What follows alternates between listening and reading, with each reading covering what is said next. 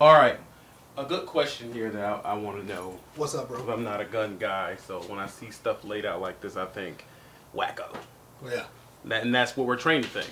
Yeah. Why two? Why do you need two of them? Well,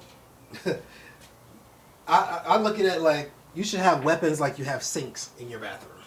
Okay? His and hers. Bear with me, okay? His and hers. Okay? I'm a married man and I have a family. So I feel like if I have a rifle, then my wife should have a rifle also and be trained and everything, you know.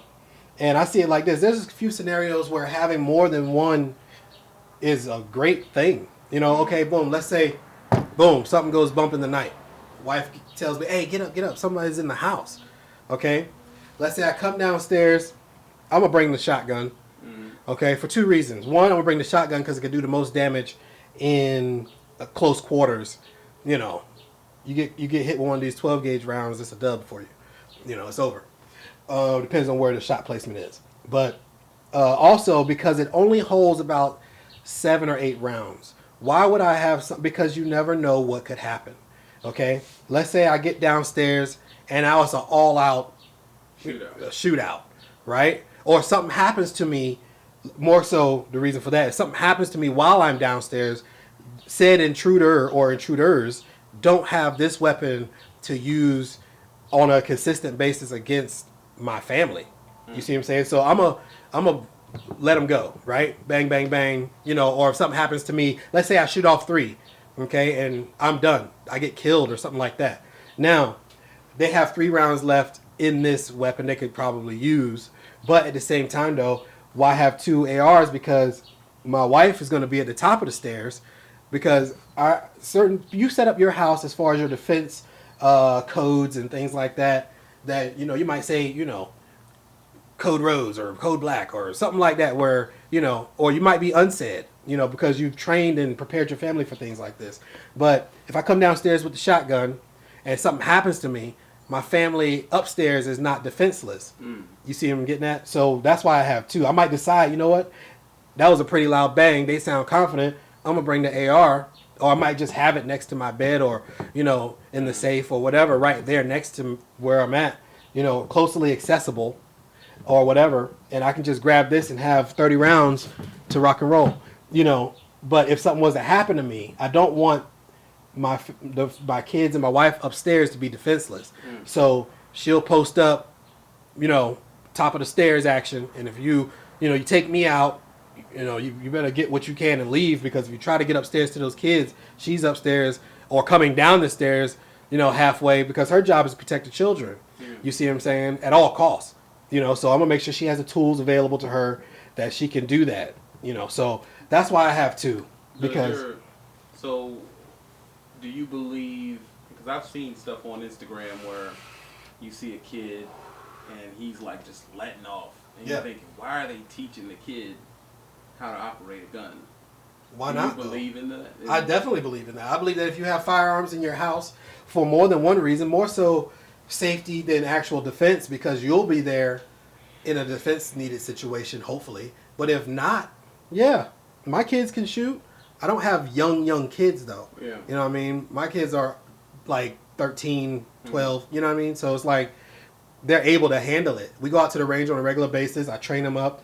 They know how to break it down, put it back together, reload, whatever, speed reloads. So you don't think that causes the problem with the kids shooting up the school? Are those kids shooting up the school trained, or are they just kids that's guns in the house and No, they took it? I believe that. I don't believe that they work with firearms on a regular basis, because anybody who does, I mean, any child or someone of young age, or maybe they're just that mad and got some kind of mental shit wrong with them. You know, they've been picked on or whatever, and they just decide to go jump out the window and off everybody at the school.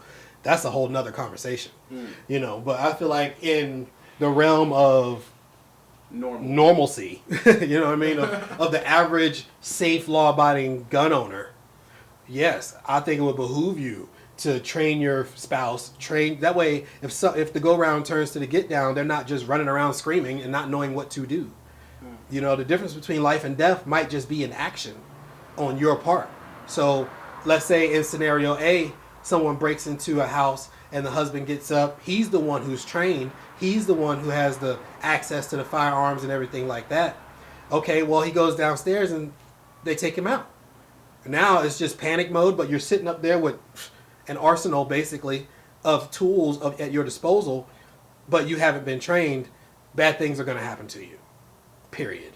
If they're ruthless enough to break into your house and then shoot someone, and you don't have the ability to stay calm and think and choose actions that will save your life, you're going to die. That's just what it is. You're going to die. You're going to get something might happen to your children.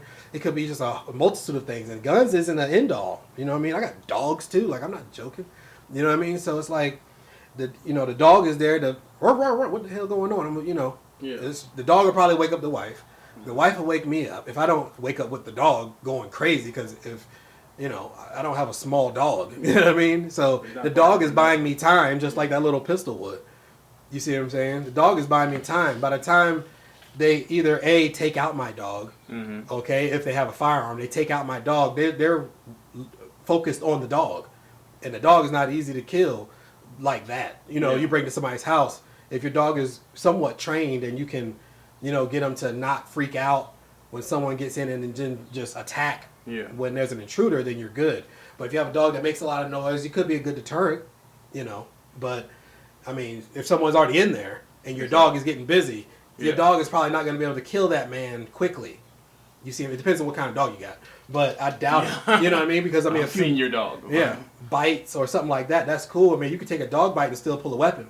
Yeah. You know what I mean? Or if you're breaking into somebody's house, most likely they'll have their weapons out. So they see a dog. They're gonna take the dog out off jump. Yeah, they're gonna take the dog out, but they're gonna stop right then to do that.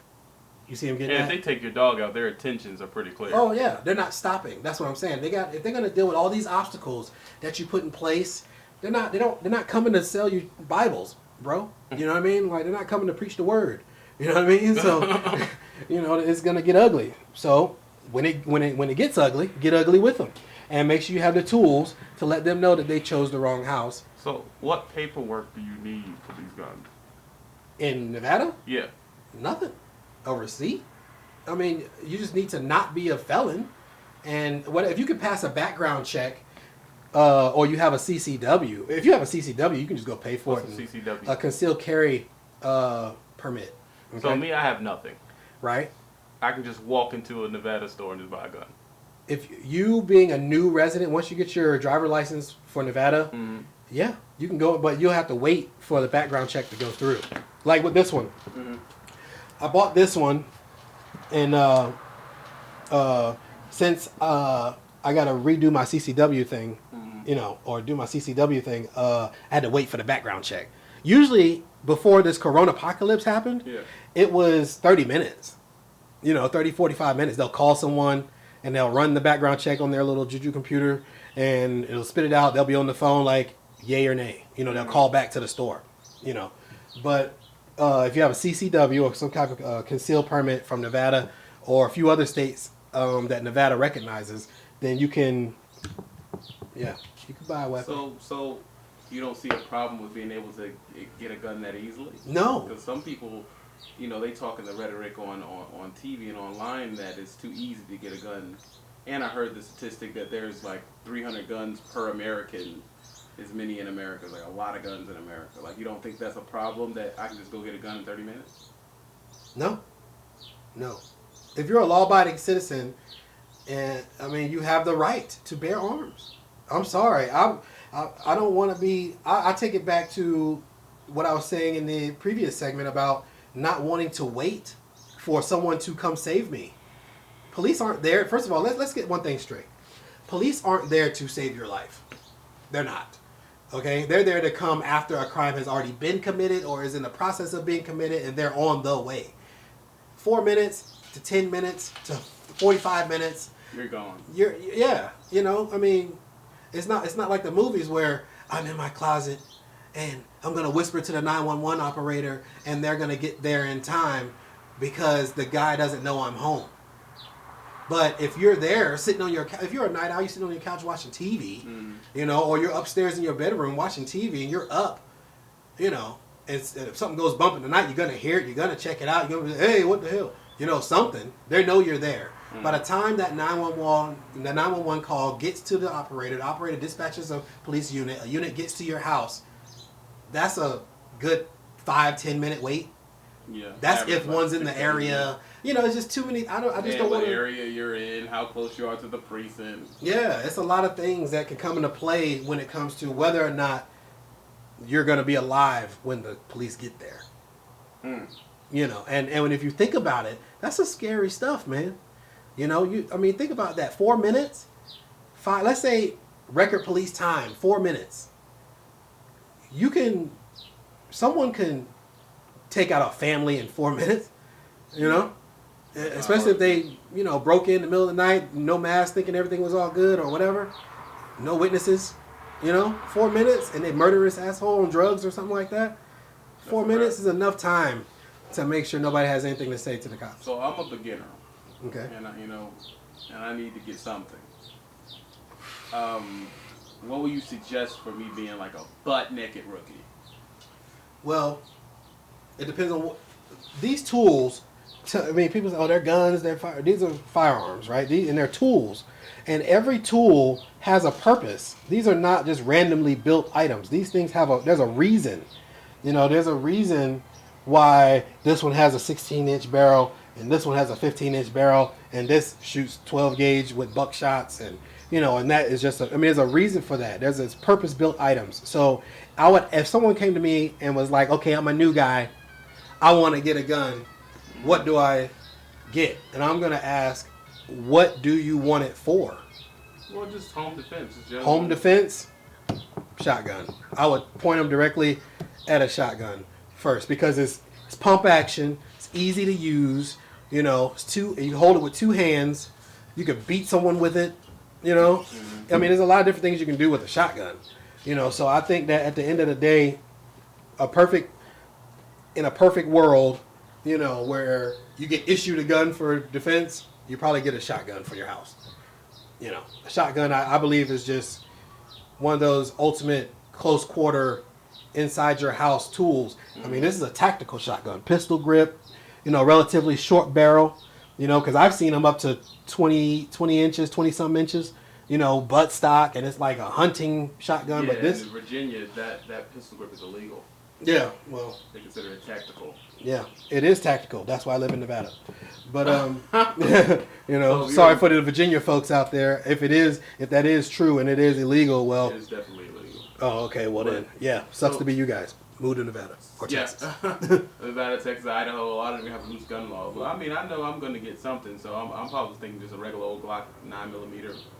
Well, yeah. If you want personal protection, yeah, at all times, a good semi-automatic pistol and a whole lot of training. And I wouldn't even say necessarily quote unquote a whole lot. Like, you can get relatively proficient with a pistol. Like, it's not that hard to figure out if you really mean it. A Glock's fairly simple. A Glock is fairly simple, There's no safety on a Glock. Well, it's a mechanical safety on a Glock where, look it up. It's like 15 pounds on the trigger or something like that. No, you can reduce the trigger pull poundage requirements for it to discharge, but it depends on what trigger you put in there. Some of them you can buy with a 5 pound, 4 pound, 3 pound trigger, something like that. And it just once you hit that wall where the trigger comes back, click, you're ready to reset, and you can body rock with that thing. But more important than the weapon is the training. Get proficient with it. So I should get the gun and we can just keep going to the range, Definitely. Really, if you just keep shooting at the range, you'll get proficient. Just keep using it. Yeah, keep using it, and look at I forgot the guy's name. He does close quarter pistol work, knife work, things like that. He teaches that. His name is Craig something. I forgot his name, but I have to look it up on my iPad or something. But anyway, yeah, a pistol would be good because you can take it with you wherever you go, and then you don't have no type of anything on your record, so you can just go get your CCW. You can conceal it, and as long as you abide by the laws, wherever you live, then you're don't take it into the bank. Stuff like that. It's posted, but I don't know. I'm one of those people where, I want to conceal it, then I'm not gonna. But that's a whole nother thing. But I got a gun. Yeah, I'm not gonna announce it on like CNN. You know what I mean? I'm not gonna do that. But there's many different reasons why these things were built. Shotguns in close quarters, you got a nice little tight spread. Do a lot of damage, and people were once you start listening to this thing, and it's like you can pick it up and you start bang, bang. You know what I mean? Like it's an audible sound that is menacing. He's like, oh snap, he has one of those. Like, that's going down. So once I don't think anybody in their right mind. Well, I guess anybody in their right mind wouldn't be breaking into your house. They won't be breaking into your house. But even if, you start dumping rounds with this shotgun, they'll start rethinking their life choices. Quickly. Real quick. I've shot a few, and it's hard to even hold on to it. Oh, yeah. Yeah. This is an angry weapon. This is an angry, because when you do shoot it, okay, this is my baby right here. This is Sarah. I named her Sarah after Sarah Connor in Terminator 2. You know what I mean? Because she had a Mossberg 500 and was going for it until she ran out of rounds. Yeah. You know what I mean? But until then, it was holding her down. It really helped her out a lot. But, Sarah here she kicks like a mule. You're going to feel it. Like, there's no padding on this. You can get different first of all, this is the basic, no attachment, no rail system, fresh out of the box type, just bare bones shotgun, tactical shotgun. You can get a fold over stock. There's many different configurations to shotguns, and you could buy a lot of stuff for it. I've seen the same setup, the same shotgun with a fold around stock or a fold over stock, holds extra shells, rail system, flashlight, laser. Like, you can go bananas. Me personally, I feel like as long as it works, you can rock with it. Yeah, for home defense, you know your own house. You know your own house, and unless you keep your house like pitch dark when you're sleeping or whatever, then probably attach a flashlight to it. You can get the Surefire flashlights that mount to the rail system or something. If you can put a rail system on here, get a Surefire flashlight that has like a strobe on it. It's like a bright LED flashlight. You hit it, it's on. You hit it again, it strobes. Can you imagine someone, because it's disorienting, when it's that bright and then someone's pointing it at your face, you're like, it's like, boom. Yeah, and then, oh snap, it also has, things coming out of it. Yeah, it's horrible. So, these things are for a reason. So, are we going to be able to go out and you demonstrate a few of these another day? Shoot them and all that type of stuff. Yeah, we're gonna get that done, y'all. Y'all can also comment and say what would you like to know about the guns, and as far as cleaning and loading and all that other stuff. Yeah, and these are easy to break down and put back together. You don't need tools. They just pop in. The pins pop out. You can clean the bolt, clean the receivers. We'll do a whole video on the whole play. Watch you actually break it down and clean it up, and how to break down an AR, or how to break down a shotgun, or how to break down a pistol, or something like that. Yeah. Thank you for coming to New Regime. This has been 2 segments with Shooter Brown. I am Sean Brown. Sub to the channel for more worth it content, and when you sub, make sure that you hit the bell. And remember, if you pick the wrong house, stuff can go wrong. Don't do drugs.